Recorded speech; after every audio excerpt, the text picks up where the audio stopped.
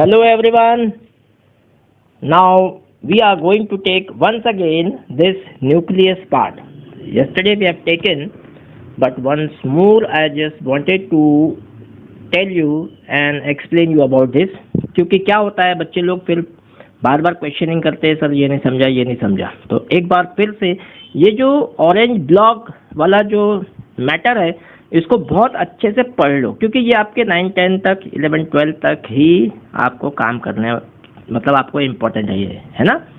12 तक तो आपको इसको देखना है, इसलिए इसको आप बेस आपको तैयार करना है। तो चलो देख लेते हैं। सबसे पहले the nucleus of the bacterial cell is not well organised. मतलब बैक्टीरिया का न्यूक्लियस कैसा रहता है? नॉट वेल ऑर्गेनाइज्ड, ठीक है, not. And this is cells is multi cellular organism. और मल्टी सेल्यूलर यानी हम लोग हो गए, ह्यूमंस हो गए, एनिमल्स हो गए, इसमें वेल ऑर्गेनाइज्ड रहता है। आगे ये बात समझ में। There is no nuclear membrane, there is no nuclear membrane then cells having nuclear material, यानी उसके अंदर जिसके अंदर में नॉट वेल ऑर्गेनाइज्ड होता है बैक्टीरिया के, उसमें न्यूक्लियर मेम्ब्रेन भी नहीं होगा। यानी जब न्यूक्लियस ही बराबर नहीं तो न्यूक्लियर मेम्ब्रेन भी नहीं होगा, है ना। The cells having nuclear material without nuclear membrane are termed as prokaryotic cells. इसी को हम क्या बोलेंगे? प्रोकैरियोटिक सेल्स बोलेंगे। यानी ऐसे जिसमें न्यूक्लियस बराबर वेल डिफाइंड नहीं है, वेल ऑर्गेनाइज्ड नहीं है, ऐसे को हम बोलेंगे prokaryotic cells. The organism with these kinds of cells are called the prokaryotes. यानी अब सेल्स को बोलेंगे प्रोकैरियोटिक सेल्स और इनको क्या बोलेंगे? प्रोकैरियोट्स। ऑर्गेनिज्म को क्या बोलेंगे? Prokaryotes organism. Pro means what? Primitive. Primitive मतलब पुराना, बहुत पुराना। कैरियन मीन्स न्यूक्लियस, ठीक है। एग्जांपल्स देख लेते हैं। Are the bacteria and the blue green algae. कहाँ से होता है उसका एग्जांपल? बैक्टीरिया ले लेते हैं और ब्लू ग्रीन एल्गी, ये पानी में होती है ब्लू ग्रीन एल्गी, तो वो भी एग्जांपल है। अब आ जाते हैं the cells like onion cells and the cheek cells having well organised nucleus, ठीक है। अब आ जाते हैं चिक्स, यानी कि ऑनियन सेल में या चिक सेल्स में, यानी कि ह्यूमन चिक सेल्स की बात कर रहा हूँ मैं यहाँ पे, ह्यूमन चिक सेल्स की। और एक ऑनियन सेल जो हमने देखा था उसमें कैसा है? उसमें है वेल ऑर्गेनाइज्ड न्यूक्लियस है, having well organised nucleus with nuclear membrane रहेगा उसके अंदर, and are designated as the eukaryotic cells. यानी ऐसे में जिसको बराबर वेल ऑर्गेनाइज्ड न्यूक्लियस है और वेल ऑर्गेनाइज्ड न्यूक्लियर मेम्ब्रेन है, ठीक है, ये सब चीज है, तब हम क्या बोलेंगे? सेल्स को यूकैरियोटिक सेल्स, ठीक है। All organisms other than bacteria and the blue green algae are called the eukaryotes. यानी कि अब वो ऑर्गेनिजम्स को क्या बोलेंगे? यूकैरियोट्स, ठीक है। उसका मतलब क्या होता है देख लो। Eu means true, karyon means nucleus, मतलब ट्रू न्यूक्लियस, जिसमें ट्रू न्यूक्लियस है, बहुत अच्छे से दिखता है, बहुत अच्छे से काम करता है, ऐसे को हम बोलेंगे यूकैरियोट। और द सेल्स को क्या बोलेंगे? Eukaryotic cells. आगे बात समझ में, चलो आगे बढ़ते हैं। While observing the onion cells under the microscope, did you notice any blank looking structures? Yes, the blank looking structure in the cytoplasm, it is called the vacuole. इसी को हम बोलेंगे वैक्यूल। वैक्यूल के हमने बारे में बहुत सारा पढ़ने वाले आज, ठीक है, बहुत अच्छे से ख्याल दो। बहुत सारे पिक्चर दिखाने वाला हूँ मैं आपको, इमेजेस दिखाने वाला हूँ बहुत अलग अलग तरह के सेल्स के, तो आप जरा इसको अच्छे से देखेंगे। तो इट कुड बी सिंगल और the big as in onion cells. Onion cells की अगर हम बात करते हैं तो थोड़े बड़े भी दिखते हैं, है ना, कभी कभी छोटे भी दिखते हैं। Chick cells have the smaller vacuoles, chick cells have the smaller vacuoles. तो उसमें क्या हो जाता है? वो चिक सेल बोला तो ह्यूमन के अंदर में कैसे रहते हैं? कम रहते हैं, यानी छोटे रहते हैं। Large vacuoles are common in plant cells. यानी ये बात आपको ख्याल में रखना है कि प्लांट सेल में वैक्यूल कैसे रहते हैं? लार्ज रहते हैं, ठीक है। प्लांट सेल में कैसे रहते हैं? लार्ज वैक्यूल रहते हैं, ठीक है। और एनिमल सेल्स के अंदर वैक्यूल छोटे होते हैं। बस इतना फर्क आपको अच्छे से याद रखने का। Vacuoles in animal cells are much smaller. चलो आगे बढ़ते हैं। ये जो पिक्चर मैं आपको दिखा रहा हूँ, देखिए यहाँ पे ये जो दिख रहा है ये वैक्यूल है, ठीक है। ये भी एक वैक्यूल है, लेकिन ये क्या बोलेगा यहाँ पे, प्रोटीन स्टोरेज वैक्यूल है। ठीक है, ये आपको यहाँ पे लिखा है प्रोटीन स्टोरेज वैक्यूल, यानी यहाँ पे क्या रहा है, पूरा प्रोटीन स्टोरेज हुआ है। और दूसरा है ये लाइटिक वैक्यूल, देखिए यहाँ पे ये लाइटिक वैक्यूल, ये लाइटिक वैक्यूल यहाँ पे भी है। तो मतलब यहाँ पे क्या हो रहा है, यहाँ पे थोड़ा सा डाइजेशन या हो रहा है, और फिर जो भी डाइजेस्टेड पार्ट आएगा यहाँ पे स्टोरेज के रूप में यहाँ पे आएगा, यानी ये दो टाइप के वैक्यूल्स पाए जाते हैं। ठीक है, ये जैसा सेल वॉल दिख रहा है, देखो कितना ब्रॉड है सेल वॉल।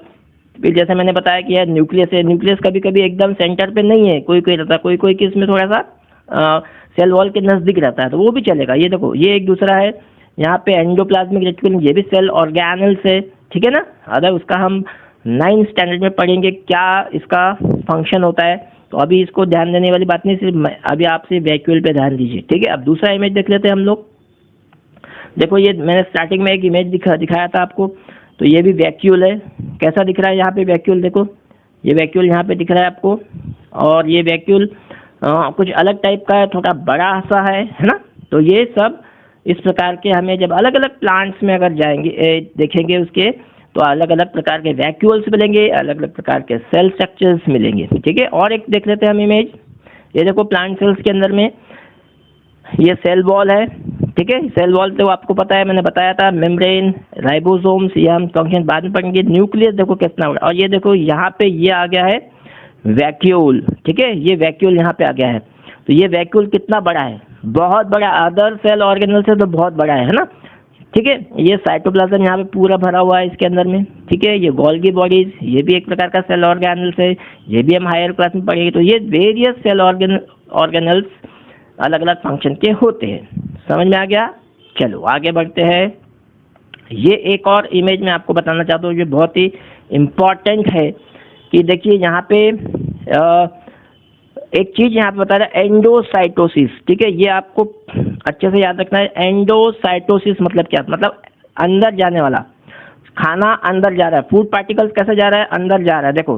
ठीक है, इसके अंदर जा रहा है, और ये सेल्स के अंदर आ गया, यहाँ पे आ गया, फिर बाद में यहाँ पे आ गया, इसके बाद में क्या हो गया, ये फूड वैक्यूल में यहाँ डाइजेशन चालू हो गया, और डाइजेस्ट ये जो है वैक्यूल, ये कैसा डाइजेशन स्टार्ट हो गया यहाँ पे। और ये लाइसोसोम जो दिखा रहा है आपको यहाँ पे, ये लाइसोसोम, ये भी बहुत ही इंपॉर्टेंट पार्ट है। ये सारे लाइसोसोम क्या हो रहे हैं यहाँ पे, उसको डाइजेशन को मदद कर रहे हैं। ठीक है, वो अपने एंजाइम्स यहाँ पे डाल रहे हैं, जैसे यहाँ पे एंजाइम डालेंगे वह डाइजेशन स्टार्ट हो गया।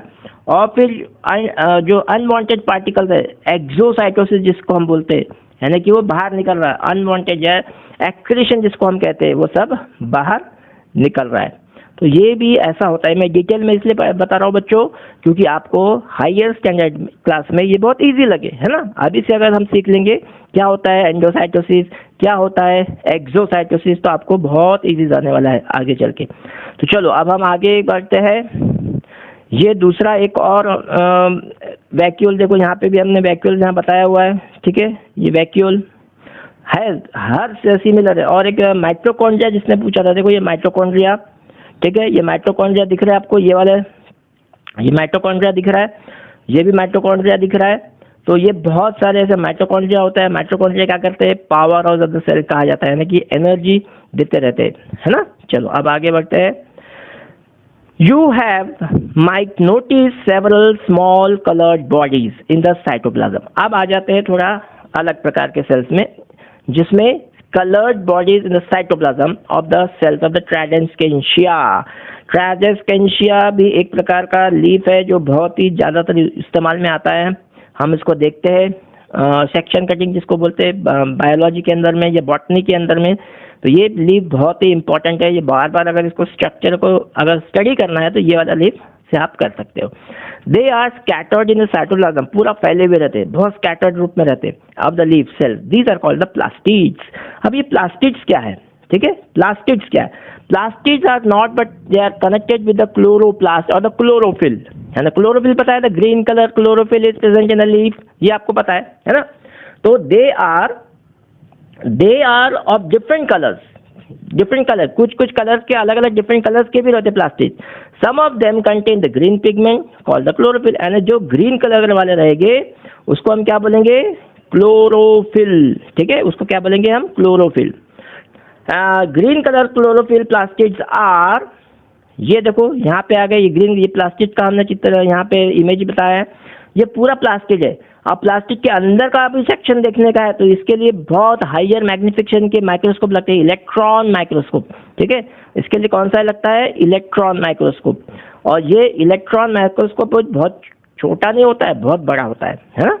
और वो आजकल तो डिजिटल वाले भी आ गए, छोटे वाले, लेकिन वो बहुत महंगे आते हैं, तो वो इट इज़ नॉट 5-6 लाख के करीब आ जाते हैं वो microscope.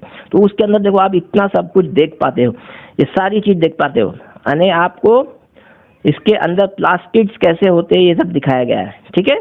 These are all the plastic. देखो यहाँ पे inner membrane, inter membrane space, other membrane, stroma, thylakoid, lamella, ये सब अलग अलग इसके नाम है। अभी इतना डिटेल में हम नहीं जाएंगे, सिर्फ आपको प्लास्टिक कैसा होता है ये आपको दिखाना था, ठीक है। चलो आगे बढ़ते हैं। They are called the chloroplast, यही ग्रीन कलर को क्या बोलते हैं? क्लोरोप्लास्ट, ठीक है। चलो, they provide the green colour to the leaves. अब इसी से ही हमको लीफ का कलर ग्रीन क्यों दिखाई देता है? क्योंकि because of the chloroplast is present. And you may recall that chlorophyll in the chloroplast of the leaf is essential for photosynthesis. Photosynthesis. Photo means what? Photo means light, है ना? And synthesis means to prepare, food prepare. यानी कि light के द्वारा prepare हो रहा है आपका खाना, इसलिए उसको बोलेंगे फोटोसिंथेसिस। आई बात समझ में? ये किसके द्वारा होता है? क्लोरोप्लास्ट के द्वारा। चलो आगे बढ़ते हैं। Comparison of the plants and the animal sales. अभी कंपैरिजन करना है बच्चों हमको, प्लांट सेल और एनिमल सेल में क्या कंपैरेटिवली है, तो हम वो आगे देखने वाले। If you recall the activity number 8.3 and 8.4, you should be able to compare plant and the animal cells. क्या कंपैरेटिवली इसमें कुछ में क्या रहता है, कुछ में क्या नहीं रहता, हम आगे देखने वाले। Observe the plant and the animal cell carefully in the 8.7 A and B, ठीक है। 8.7 ए एंड बी में जैसे ये डायग्राम आपको दिख रहा है यहाँ पे, प्लांट 8.7 ए और 8.7 बी, यानी ये यहाँ तक अगर हम देखेंगे तो इतना जो है ये वाला भाग, ठीक है, ये वाला भाग क्या है? ये वाला भाग प्लांट है, प्लांट सेल्स का है। और ये जो वाला भाग है ये कौन सा है? ये है एनिमल सेल का है, ठीक है। समझ में आ गया ये बात? चलो तो अभी पहले ये पढ़ लेते हैं। Let us tabulate the similarities and the distinguishing features of the plant and the animal cells. Only a few features are mentioned. क्या क्या distinguishing features होते हैं प्लांट और एनिमल सेल्स में? Only a few features are mentioned. You may add more in the table number 8.1. यानी हमारे पास table number 8.1 भी है, लेकिन पहले ये डायग्राम हम अच्छे से पढ़ लेते हैं। देखो सेल मेम्ब्रेन इसमें भी है और इसमें भी है, ठीक है। और इसके अंदर में सेल वॉल भी रहेगा, बाद में क्या रहेगा इसका? सेल वॉल, क्योंकि ये देखो यहाँ पे दिखा रहा है सेल वॉल भी है, यानी कि ये प्लांट सेल्स है। अब ये जो आपका जो स्क्वायर दिख रहा है, ये स्क्वायर का ये बड़ा मैग्निफिकेशन ऐसा दिखाया गया। और ये ग्रीन कलर क्या है? Green colour is called the chloroplast, है ना। ये ग्रीन कलर के क्या है? ये अभी हमने देखे प्लास्टिक्स एंड क्लोरोप्लास्ट, इसी के अंदर प्लास्टिक्स होते हैं, that is called the chloroplast. अब आ जाओ इसके अंदर में एनिमल सेल्स के अंदर में न्यूक्लियस यहाँ पे भी है, प्लांट सेल में भी है, एनिमल सेल्स में भी है, ठीक है। वैक्यूल यहाँ पे देखो छोटा है, एनिमल में सेल, ये इतना लार्ज वैक्यूल्स है प्लांट सेल में, कितना बड़ा वैक्यूल है ना। तो large vacuoles are present in the plant cell and very small vacuoles, ये दिख रहे हैं आपके, ये सब small vacuoles are present in the animal cell. और साइटोप्लाज्म तो दोनों में रहता ही रहता है ना। ये सब चीज़ें आपको पता है। अब चलो हम चलते हैं टेबल नंबर 8.1 की तरफ। तो ये comparison of the plant cells and animal sales. अब यहाँ पे क्या है? 3 सेक्शन है यहाँ पे पार्ट। कौन कौन से पार्ट है प्लांट के? ये प्लांट सेल्स का कॉलम है, ये एनिमल सेल्स का कॉलम है। तो पहला क्या है? Cell membrane, yes, present in the plant cell. Animal cell में भी प्रेजेंट रहता है भाई, दोनों में सेल मेम्ब्रेन रहता है, yes. Cell wall present but absent in animal cells, ठीक है। न्यूक्लियस दोनों में प्रेजेंट रहता है, आपको दोनों में प्रेजेंट रहेगा। अच्छा, न्यूक्लियर मेम्ब्रेन को बताओ। न्यूक्लियर मेम्ब्रेन भी दोनों में प्रेजेंट रहता है, yes of course. Why? Because दोनों में भी न्यूक्लियस है तो न्यूक्लियर मेम्ब्रेन भी रहेगा ही रहेगा। अब आ जाता है साइटोप्लाज्म। साइटोप्लाज्म इसमें भी प्रेजेंट है, प्लांट सेल में भी और एनिमल, यस ऑफ कोर्स, यहाँ पे भी दोनों में भी रहेगा, क्योंकि साइटोप्लाज्म तो हर सेल में होता ही है। अब आ जाता हूँ प्लास्टिड्स के। Plastid present in plant cell but plastids are absent in animal cell. ये प्लांट सेल में तो प्लास्टिड रहेगा, एनिमल में नहीं रहेगा। अब आ जाता है वैक्यूल। वैक्यूल में तो दोनों में रहता है, लेकिन क्या लिखा है देखो यहाँ, present bigger one in plant cell and in animal cell it is a very smaller one. तो बच्चों समझ में आ गया है ये comparative study of the plant cells and the animal cells. तो आप अगर इसको distinguish between plant cell and animal cells अगर क्वेश्चन आया है एग्जाम में, तो आप इसको बहुत अच्छी तरह से लिख सकते हो विदाउट रीडिंग, विदाउट लर्निंग, है ना। ये चार्ट के माध्यम से आप बहुत अच्छे से लर्न कर सकते हो। तो चलो बच्चों, आज का मेरे ख्याल से आज हमारा चैप्टर यहाँ समाप्त हो रहा है। We end the chapter here. So what is this, that whatever the assignment I am giving here, please complete it, and whatever the question answer part in the next session we will complete the question answer part also, and then we will start the new chapter. Okay, goodbye.